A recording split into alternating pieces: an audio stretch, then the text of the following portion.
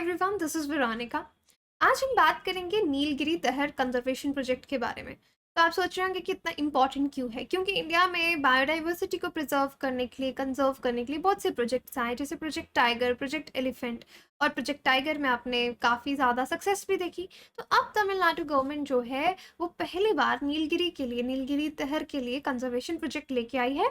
इसके डिटेल्स हम अभी जानेंगे। आपकी कोई भी क्वेरी आप उनसे कनेक्ट कर सकते हैं। This is a Telegram channel जहाँ पे आप मुझसे कनेक्ट कर सकते हैं किसी भी तरह की क्वेरी के लिए।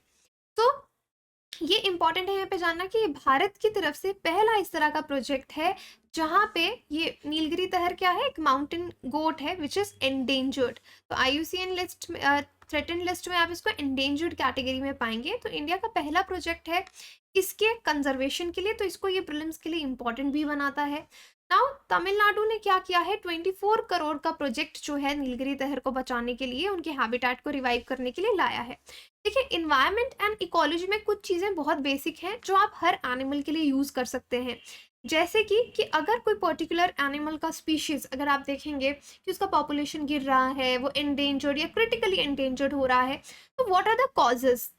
तो कॉजेज यूजुअली आपके ये रहते हैं कि आप डिफॉरेस्ट्रेशन कर रहे हैं, उससे क्या हो रहा है कि एनिमल्स का जो हैबिटेट है, तो लॉस ऑफ हैबिटेट हो रहा है। आप ये टर्म यूज कर सकते हैं लॉस ऑफ हैबिटेट, या आप टर्म यूज कर सकते हैं हैबिटेट फ्रैगमेंटेशन, राइट। तो उनका अगर हैबिटेट जहाँ पे वो रहते हैं, हैबिटेट क्या है? एक एनिमल का घर, जहाँ वो रहता है, जहाँ उसकी सारी ज़रूरतें पूरी होती हैं, वही जगह नहीं रहेगी तो उसकी पॉपुलेशन जो है वो कम होने लग जाएगी। तो सेम चीज़ नीलगिरी तहर के साथ हुई, जिसको कंजर्वेशन के लिए पहली बार भारत एक प्रोजेक्ट लेके आया है। तो ये तमिलनाडु गवर्नमेंट ने फिलहाल अनाउंस किया है कि ये प्रोजेक्ट ऑपरेशनलाइज होगा। पहली बार कंट्री में इस तरह का प्रोजेक्ट आया है।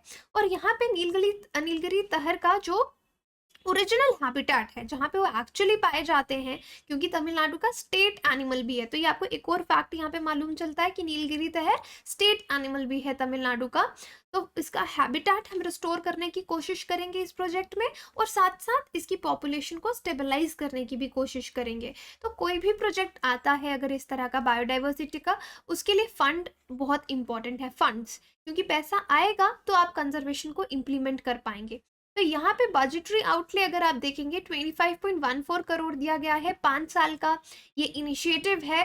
टीम जो है उसको प्रोजेक्ट डायरेक्टर जो है वो हेड करेंगे, और इस स्पीशीज की कंजर्वेशन की तरफ जो पूरा फ्रेमवर्क है, जो काम है, वो किया जाएगा।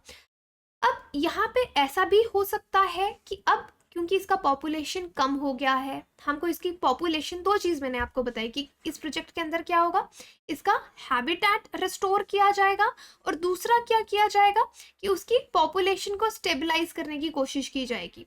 तो देखो, पॉपुलेशन को स्टेबलाइज करने का क्या तरीका है, ये पॉसिबिलिटी भी हो सकती है कि कैप्टिव ब्रीडिंग कराई जाए, कि इस जानवर को पकड़ के कंट्रोल्ड कंडीशंस में कहीं पे रख के ब्रीडिंग सेंटर्स में इनकी ब्रीडिंग कराई जाए। That is one, captive breeding.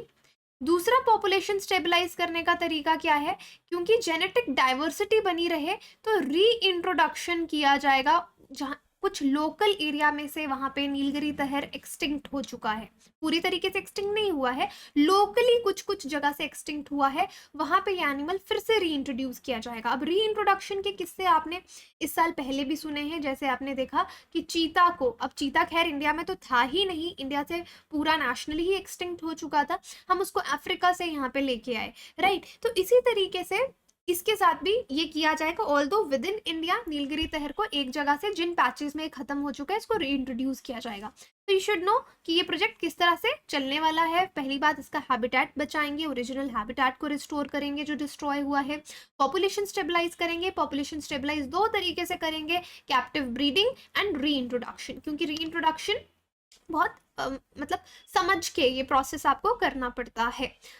Government ने फाइनली ये ऑर्डर निकाल दिया है। प्रॉपर सर्वेज जो हैं वो पूरी जो तहर की रेंज है नीलगिरी, जहाँ पे भी ये माउंटेन गोट पाई जाती है, हर जगह पे सर्वे किए जाएंगे। For example your Nilgiri hills, असाम्बू हाईलैंड्स, यहाँ पे रेडियो टेलीमेट्री स्टडीज़, तो ये एक बहुत पुराना मेथड है, 1960s से यूज़ होता आया है कि आप इनविजिबल इलेक्ट्रोमैग्नेटिक रेडिएशंस यूज़ करके एनिमल्स को ट्रैक करते हैं।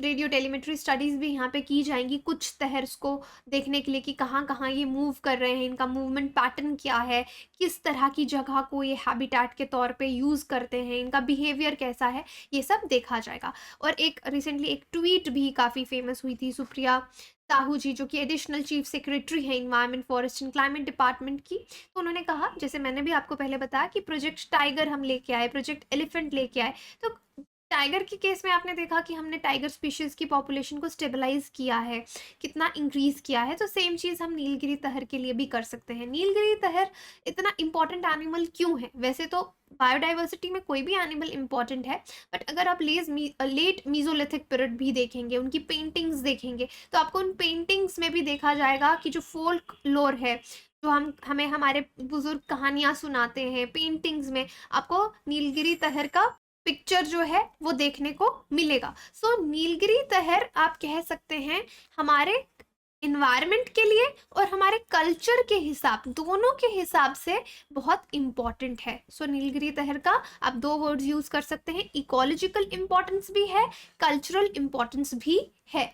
So you can see this tweet by a historic day today for us at Tamil Nadu Forest as India's first project Nilgiri Tahar takes place. तो ये project इसलिए exam के लिए भी इम्पोर्टेंट हो जाता है, being first in its category. So you can see the animals here. और यहाँ पे आप देख सकते हैं ये ब्यूटीफुल पिक्चर्स इस एनिमल की हैं, ये ट्वीट की गई हैं, ये वही पिक्चर्स मैंने आपको जूम इन करके दिखाई। WWF पे भी आप नीलगिरी तहर का देखेंगे तो इसको प्राइड ऑफ वेस्टर्न घाट्स कहा जाता है। तो आप world wild fund for nature का जो रिपोर्ट 2015 में पब्लिश हुआ उसको देखेंगे। ये थोड़ा पुराना रिपोर्ट है, right now we are in 2022 जो कि ख़त्म होने वाला है। ये 2015 की रिपोर्ट के बारे में मैं आपको बता रही हूँ। 3122 नीलगिरी तहर्स जो हैं वाइल्ड में बचे थे। सो व्हेन वी से वाइल्ड, यहाँ पे हम जू की पॉपुलेशन को काउंट नहीं कर रहे हैं, जो फॉरेस्ट में नेचुरली जहाँ पे वाइल्ड में पाए जाते हैं नीलगिरी तहर्स, तो इतना पॉपुलेशन दिखाया गया था। तो हिस्टोरिकली यही पता चलता है कि ये स्पीशीज़ काफ़ी लार्ज पोर्शन वेस्टर्न घाट्स में बहुत जगह फैला हुआ है, अलग अलग जगह पे ये पाया जाता है। बट फिलहाल अब इसके जो हैबिट, तो एक समय पे जब नीलगिरी तहर पूरे वेस्टर्न घाट्स में इसकी पॉपुलेशन पाई जाती थी, अब ये काफ़ी रिस्ट्रिक्टेड हैं, यानी इनकी पॉपुलेशन कम हो गई है। सिर्फ तमिलनाडु और केरला में ही अगर आप देखेंगे कुछ कुछ पैचेस में नीलगिरी तहर पाए जाते हैं, दैट इज़ वाई कंजर्वेशन इनका इंपॉर्टेंट हो जाता है।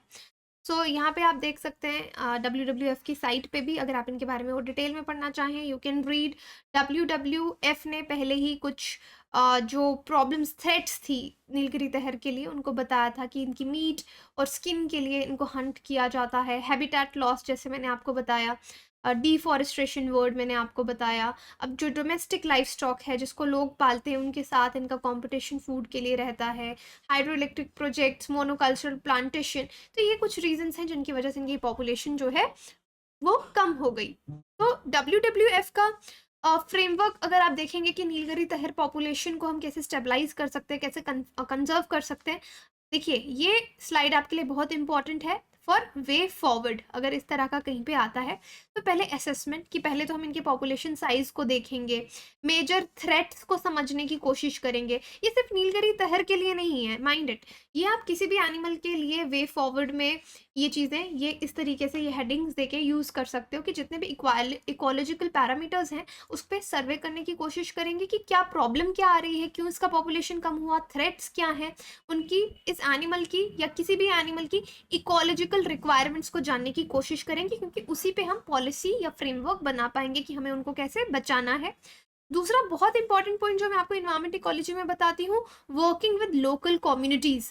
तो लोग जब तक कंजर्वेशन का पार्ट नहीं होंगे, संरक्षण का पार्ट नहीं होंगे, तब तक हम इन्वायरमेंट को क्या किसी जानवर को भी नहीं बचा सकते। सो यस, लोकल कम्युनिटीज के साथ मिलके हमको काम करना पड़ेगा। हेल्थ असेसमेंट एनिमल, यहाँ पे हम नीलगिरीज की बात कर रहे हैं, तो यस उनकी हेल्थ को भी हमें देखना पड़ेगा कि कोई ऐसा बीमारी तो नहीं है, क्योंकि ऑलरेडी ये पॉपुलेशन बहुत कम बची है, जेनेटिक डाइवर्सिटी इसमें कम बची है। कोई एक बीमारी भी ऐसी हुई, कोई ऐसा जेनेटिक डिफेक्ट या कुछ हुआ तो पूरी की पूरी पॉपुलेशन वाइप आउट हो सकती है। तो हेल्थ असेसमेंट भी बहुत ज़रूरी है। एंड उसके बाद बिहेवियरल स्टडीज़ की क्या इनका मूवमेंट पैटर्न है, क्या जगह इनको पसंद आ रही है, किस तरह से इस पॉपुलेशन को हम इम्प्रूव कर सकते हैं, फिर उस पर हम फ्रेमवर्क बनाते हैं। तो ये WWF ने खैर India's work to protect conserve Nilgiri tahr population, तो उस पर ये पॉइंट्स जो हैं वो बताए थे।